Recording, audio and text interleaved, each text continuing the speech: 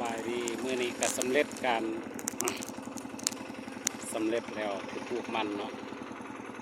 สุดท้ายร้อยหอนแหงปลูกเรียบร้อย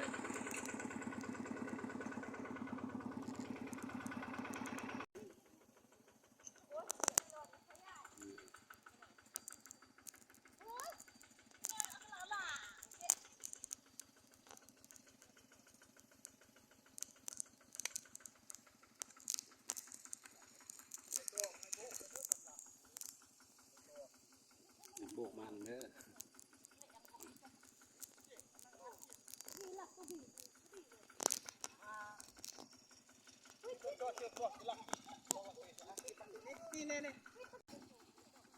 เอาเดี๋ยวขุดจากฝั่งขวา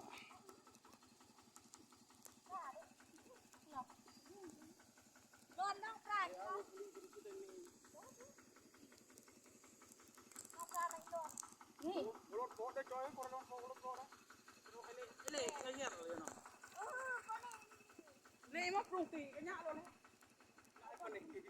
กูรู้นะถึงใจเนี่ยคิดเนี่ยนี่เล่นหลักไหนสำเร็จการปลูกมันสกับบ้าน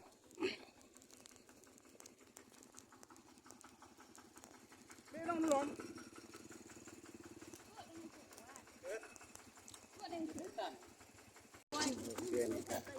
นี่กูเด็ดผ่ากูเด็ด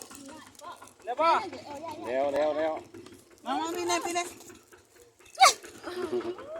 โบเห็นเลยเว้นมาเอาละร้านจับตลอด